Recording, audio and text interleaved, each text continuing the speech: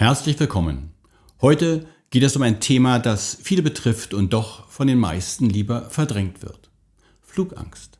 Vielleicht kennst du das. Alle freuen sich auf den Urlaub, aber bei dir wächst der Druck schon Tage vorher. Ein flaues Gefühl im Bauch, der Blick auf den Kalender und irgendwann nur noch der Gedanke, wie soll ich das bloß durchstehen? Mit diesem Video möchte ich dir nicht nur erklären, woher Flugangst kommt, sondern auch, warum sie sich verändern lässt. Und zwar nicht durch bloßes Aushalten, sondern durch gezielte Arbeit mit deinem emotionalen Gedächtnis. Wir gehen die Ursachen, Symptome und Auswirkungen gemeinsam durch, Punkt für Punkt. Und später sprechen wir natürlich auch darüber, wie EMDR dir dabei helfen kann, wieder gelassen zu fliegen.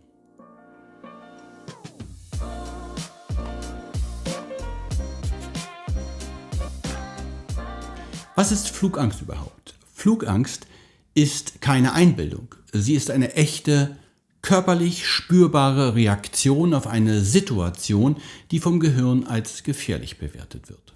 Und das ganz unabhängig davon, was Statistiken sagen. Die Angst beginnt meist nicht im Flugzeug selbst, sondern viel früher. Beim Kofferpacken, beim Gedanken an die Sicherheitskontrolle oder schon beim Buchen des Tickets.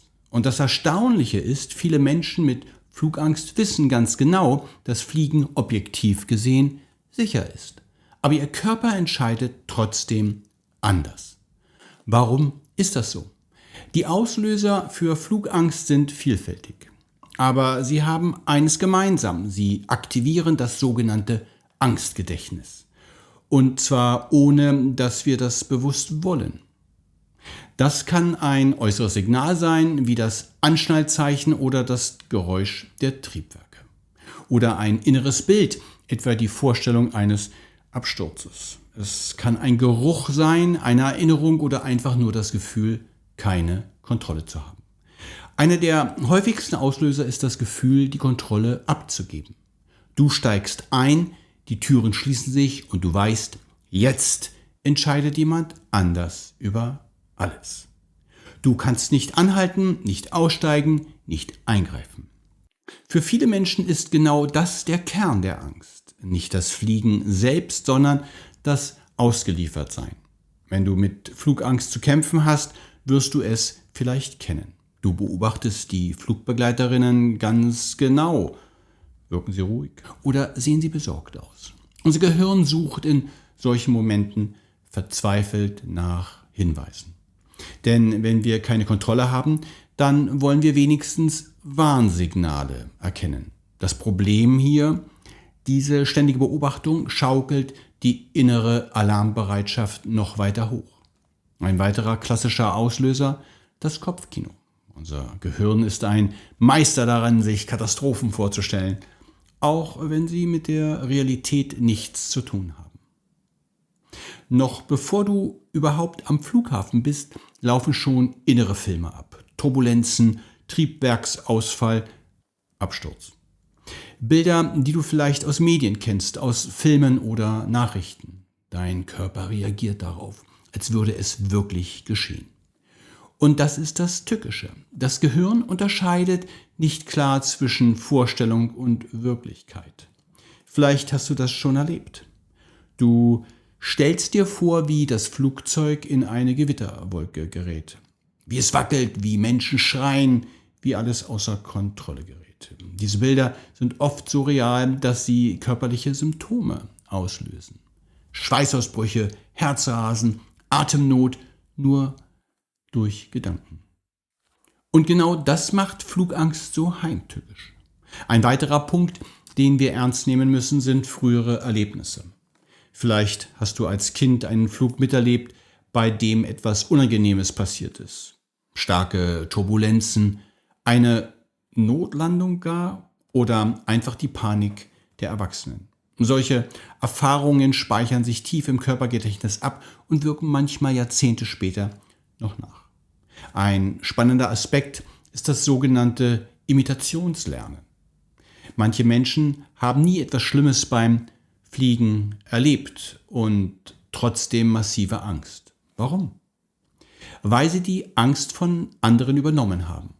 Von Eltern, die nervös waren, von Freundinnen, die Horrorgeschichten erzählen oder von Medienbildern, die immer das Drama zeigen. Die Bilder aus dem Fernsehen, und ich beschreibe diese Bilder jetzt nicht, bleiben haften, auch wenn sie extrem selten sind. Das Problem ist, unser Gehirn speichert sie wie reale Erfahrungen und das reicht, um beim nächsten Flug Alarm auszulösen, obwohl wir selbst nie in Gefahr waren. Bevor wir hier weitermachen, ein paar Zahlen, einfach um zu zeigen, wie verbreitet das ist. Laut Studien leiden etwa 16% der Deutschen unter echter Flugangst. Weitere 22% fühlen sich unwohl oder angespannt. Das bedeutet, jeder Vierte sitzt mit einem mulmigen Gefühl im Flugzeug. In den USA sollen es rund 25 Millionen Menschen sein, die Fliegen stark vermeiden oder nur unter großem Stress aushalten. Und hier der große Kontrast.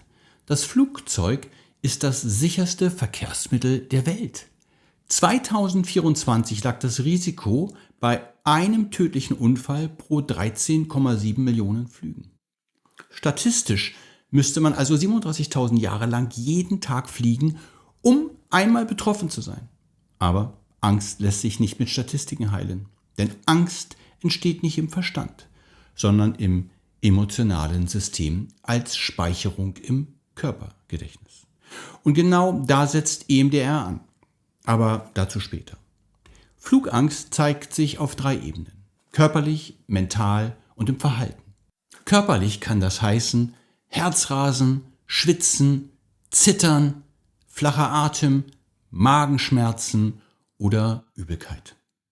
Mental erleben viele Betroffene Grübelschleifen, innere Panikfilme, Blackouts oder das Gefühl, neben sich zu stehen. Und im Verhalten zeigt sich die Angst oft so. Flüge werden komplett vermieden oder nur unter Medikamenten ertragen. Alkohol spielt hier auch möglicherweise eine Rolle. Oder es entstehen starre Kontrollrituale wie ich buche nur den Sitzplatz links vom Gang. Ich muss zuerst ins Flugzeug, ich darf nicht aus dem Fenster sehen. Was viele vergessen, Flugangst betrifft nicht nur die Person selbst, sondern auch ihr Umfeld. Urlaube werden anders geplant, berufliche Chancen werden verpasst und Partner oder Familie wissen oft nicht, wie sie damit umgehen sollen. Manche reagieren mit Verständnis, andere mit Ungeduld oder Witzeln, was die Scham nur noch vergrößert.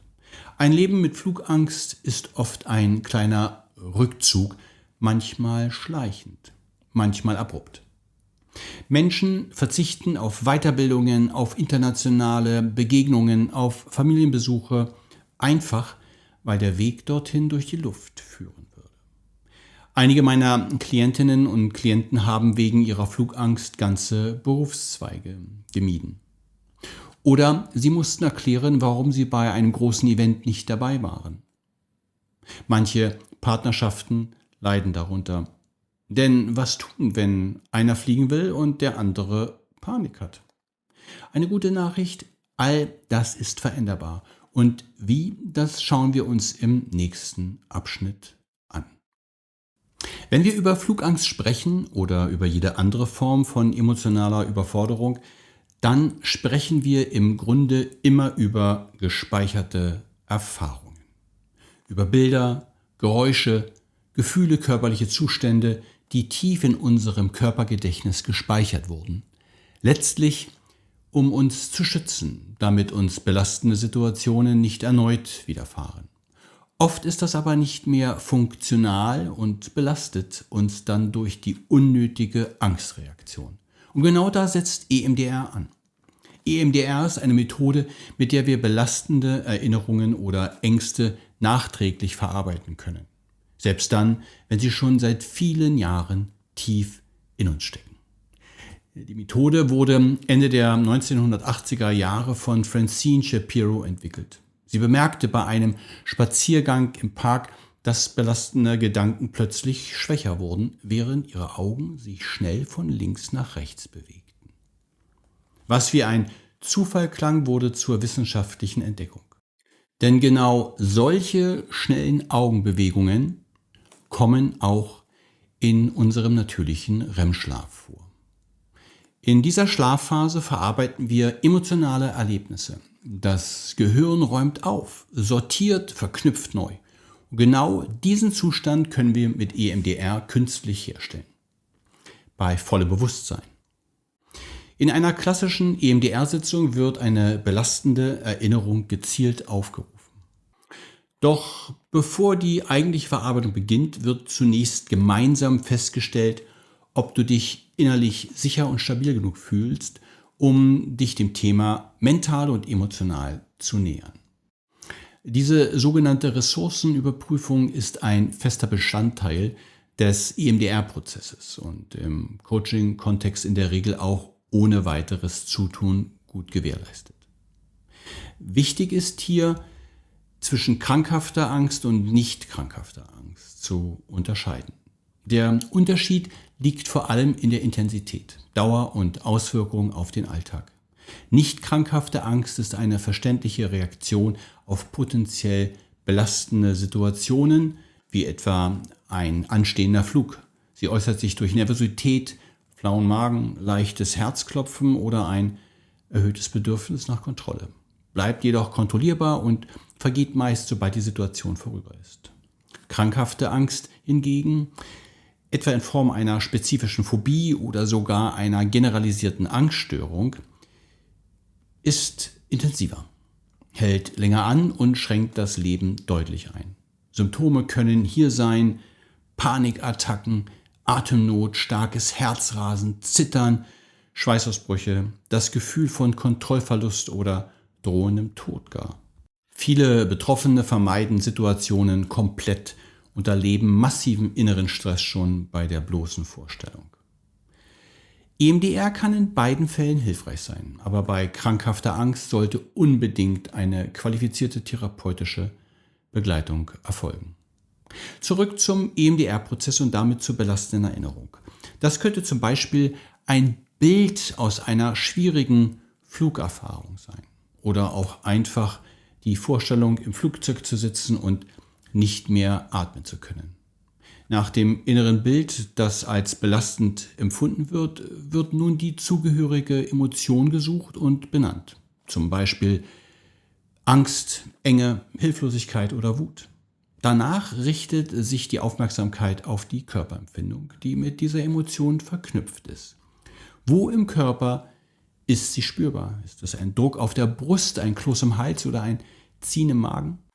Dieses achtsame Erspüren bildet die Grundlage für die eigentliche EMDR-Verarbeitung, denn die Erinnerung, das Gefühl und die körperliche Reaktion bilden eine Einheit, die dann durch die bilaterale Stimulation gezielt bearbeitet wird. Bevor also die bilaterale Stimulation beginnt, ist bereits eine wichtige Vorarbeit geleistet worden. Das belastende Bild wurde identifiziert, die dazugehörige Emotion benannt, vielleicht Angst, Enge oder Hilflosigkeit, und anschließend wurde auch die dazugehörige Körperempfindung erspürt. Denn in der EMDR-Arbeit bilden Bild, Gefühl und Körperreaktion eine Einheit. Mit der Wahrnehmung dieser Einheit beginnt dann die bilaterale Stimulation, also ein Reiz, der abwechselnd die linke und rechte Gehirnhälfte aktiviert. Das kann durch Augenbewegungen passieren, was EMDR weltweit bekannt gemacht hat und ich aufgrund seiner Wirksamkeit bevorzuge. Der Reiz selbst ist nicht stark, aber er bringt das Gehirn in einen Zustand, in dem alte Informationen praktisch umverdrahtet werden können. Und das ist genau das Ziel. Nicht die Erinnerung zu löschen, sondern ihre emotionale Ladung zu entkoppeln. Menschen sagen zum Beispiel nach einer erfolgreichen EMDR-Sitzung oft: Ich kann mich noch erinnern, aber es fühlt sich nicht mehr schlimm an. Oder ich erinnere den exakten Moment noch, aber mein Körper bleibt ruhig. Das ist ein Schlüsselmoment, denn ab da kann Verhalten sich verändern. Plötzlich wird das Fliegen nicht mehr als Bedrohung empfunden, sondern als Herausforderung oder sogar als normal. Was viele nicht wissen, EMDR kann nicht nur in der klassischen Psychotherapie angewendet werden. Gerade bei nicht krankhafter Flugangst kann EMDR auch im Selbstcoaching sehr wirksam sein. Was EMDR nicht ist, es ist keine Magie. Und es ersetzt auch keine tiefgreifende Therapie, wenn schwere Traumata oder psychische Erkrankungen im Hintergrund stehen. Aber für viele Menschen, die unter alltäglichen Ängsten leiden, wie Flugangst, ist EMDR eine enorme Hilfe. Es schenkt ihnen Kontrolle zurück, nicht über das Flugzeug, sondern über das eigene innere Erleben. Und genau das ist der Unterschied. Die Freiheit beginnt nicht da draußen, sie beginnt in deinem Körpergedächtnis. Wenn du mehr über EMDR Selbstcoaching erfahren möchtest, kannst du meine umfangreiche Anleitung dazu kostenlos herunterladen. Den Link findest du in der Beschreibung unter dem Video. Vielleicht hast du ja selbst schon Erfahrungen mit Flugangst machen müssen und hast Lust, dazu in den Kommentaren etwas zu schreiben. Es würde mich interessieren, wie du Flugangst wahrgenommen hast und damit umgegangen bist.